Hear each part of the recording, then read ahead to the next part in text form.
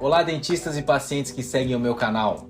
Hoje nós vamos mostrar um caso de cirurgia ortognática, onde essa paciente passou por uma compensação ortodôntica durante muitos anos, não estava satisfeita 100% com o resultado e acabou optando pela cirurgia. E também vão ter vários detalhes aqui do planejamento virtual na execução do caso, tá bom?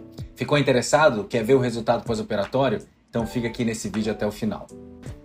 Bom, uma das coisas mais importantes que eu preciso falar antes de começar esse vídeo é o contato, a relação necessária e que precisa ser muito bem trabalhada, essa preparação entre o paciente, o cirurgião e os familiares. Por que eu estou dizendo isso? Porque eu estou chamando atenção para isso.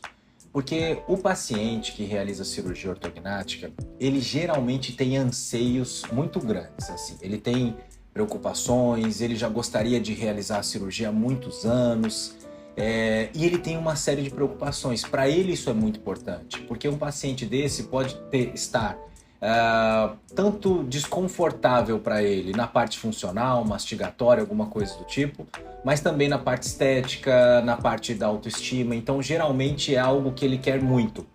Em relação aos familiares, por ser uma cirurgia que ainda existem muitos mitos, e aqui nesse canal a gente vai tratar de desmistificar vários desses pontos e tornar tudo muito mais simples, como é a cirurgia ortognática, mas existe uma preocupação grande dos familiares.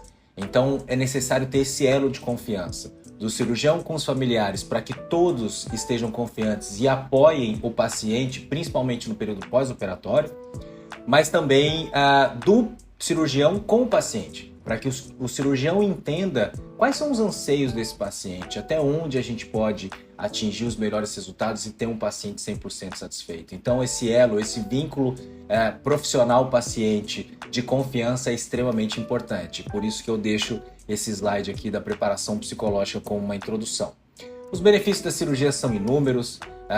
Às vezes o paciente ele não consegue se alimentar direito, tem problemas digestivos porque não consegue tocar muitos dentes, então essa melhora é muito grande. A melhora na fala, na fonética de algumas palavras, a melhora da respiração, principalmente para aqueles pacientes que têm apneia do sono, ronco. Vai ser um capítulo à parte que eu vou trazer bastante aqui nesse canal, mas é extremamente importante.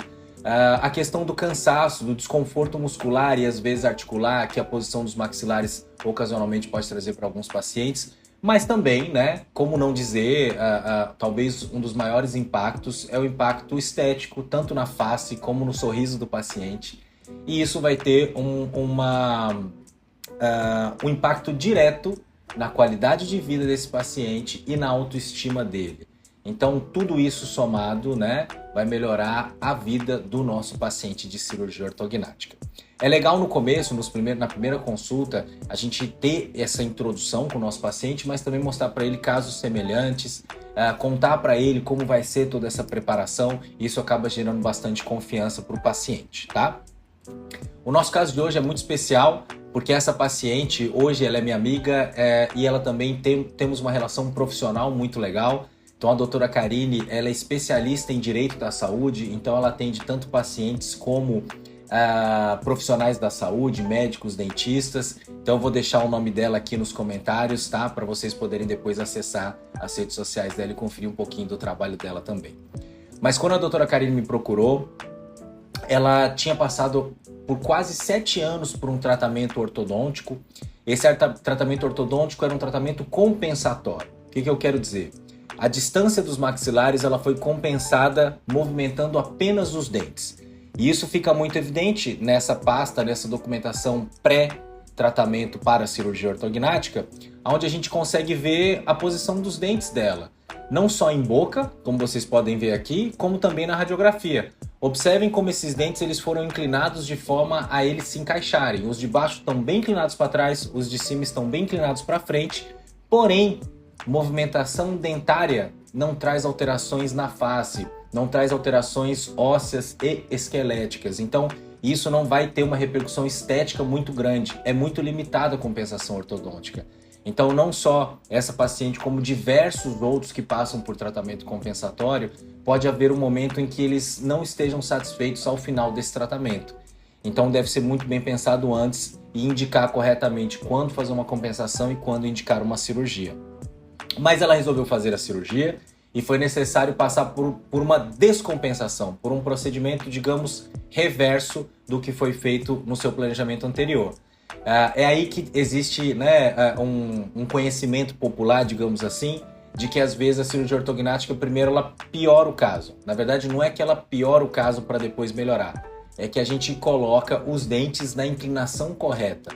Então a gente pega aquela compensação que existia e mostra a verdadeira alteração que aquele paciente apresentava. E aqui está a nossa paciente logo antes da cirurgia, um ano depois dela decidir fazer o tratamento e passar pela movimentação ortodôntica, preparando ela para a cirurgia ortognática. E se a gente comparar a foto antes da descompensação e depois, antes da cirurgia, né, a gente pode ver que realmente, entre aspas, aí parece que piorou um pouco o caso, mas na verdade nós colocamos os dentes e os maxilares na posição correta. E a partir daqui, se a nossa paciente está pronta, é a hora de executar o procedimento em si. E a gente pode ver novamente que realmente existiu um aumento, mas olhem a inclinação dos dentes. Olha como esses dentes agora estão bem posicionados e estão retos. Então, com a paciente pronta para o procedimento, é hora do planejamento, para que a gente possa depois executar. E hoje esse planejamento ele é todo computadorizado. Então nós podemos ver aqui nessa sequência de script do planejamento dela, algumas fotos pré-operatórias, a tomografia da paciente, e nesses programas que existem, existe mais de um, né? Existem vários, mas nesses programas de planejamento virtual, a gente consegue fazer todas as mensurações possíveis, das vias aéreas, da articulação, das relações entre o osso, inclinação, angulação, a gente consegue ter medidas de tudo visando o planejamento em si. Então nós podemos ver nesses próximos 2 slides toda a mensuração, a angulação, as distâncias pré-operatórias e pós. Observem que o maxilar superior ele avançou um pouquinho. E eu posso fazer qualquer simulação que eu quiser. Eu posso avançar, eu posso impactar, eu posso mudar para a direita ou para a esquerda. A movimentação que o programa de computador vai fazer é determinado por nós. E essa movimentação é baseada no que o paciente precisa. E quando nós estamos fazendo essa movimentação, a gente consegue prever todo o movimento cirúrgico que vai ser realizado na cirurgia, no centro cirúrgico. Então a gente consegue antecipar tudo que vai acontecer na hora da cirurgia. Então isso permite com que seja uma cirurgia mais rápida, mais precisa, sem surpresas, porque todo o processo intraoperatório ele já foi visualizado antes, tá? E aí uma dúvida que muita gente tem, que me pergunta é: como que você consegue colocar a maxila e a mandíbula na posição correta? Bom, vocês podem ver aqui na imagem que nós temos um guia cirúrgico. Como se fosse essa plaquinha azul clara. Então, quando a gente determina a posição final da maxila e da mandíbula, nós pedimos para esse programa gerar um guia cirúrgico. Esse guia vai dar a posição do movimento que foi realizado, do movimento que foi planejado. Então a gente leva esse guia para a hora da cirurgia e é só a gente encaixar a maxila ou a mandíbula nesse guia, porque ele está nos dando a posição que foi planejada no computador previamente. Então, se a gente avançou, recuou, virou para a direita ou para a esquerda, qualquer desses movimentos, nós vamos ter 100% de certeza que estamos realizando por conta do guia cirúrgico. Nós temos também a simulação pré e pós-operatória. Levamos esse script, esses números, essa movimentação para dentro do centro cirúrgico, onde a gente garante, né, que estamos realizando o mesmo procedimento planejado, é a nossa orientação. E aqui no pós-operatório, aí sim nós podemos observar uma harmonia, né, facial, do sorriso, das proporções dos terços faciais superior, médio, inferior, numa vista frontal. Aqui a paciente já tinha removido o aparelho dela, então é mais ou menos um ano depois da cirurgia ortognática. Podemos ver na vista do perfil que a queixa que ela tinha foi resolvida em relação às proporções da mandíbula com a maxila, né? E quando nós comparamos o pré e o pós-operatório, aí fica um pouco mais evidente essas alterações e como houve uma melhora nessa harmonia dos maxilares, do sorriso, enfim, atingindo todo o resultado que essa paciente desejava. atingindo as queixas dela e deixando o caso de forma muito satisfatória para todo mundo que participou, tá?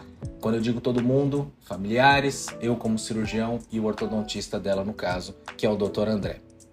Aqui as radiografias pós-operatórias que mostram a posição das plaquinhas, tá? Você pode conferir aqui, clicando nesse link, o depoimento dessa paciente, não só dela, como de outros procedimentos, contando como foi a experiência deles com a cirurgia ortognática.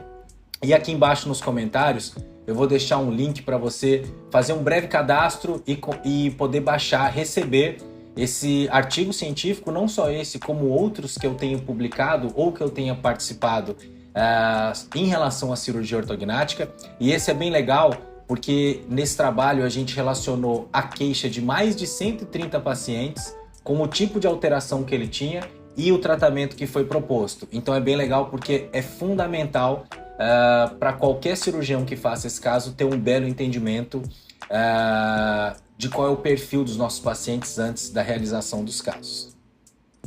E aí, puxando já um gancho, eu falei um pouquinho dessa parte de planejamento em relação a esse artigo científico e esse vai ser o tema da nossa próxima aula. Nós vamos explicar tudo e os detalhes, os segredos da análise facial e como essa análise facial vai impactar em todo o planejamento do nosso paciente, otimizando os nossos resultados.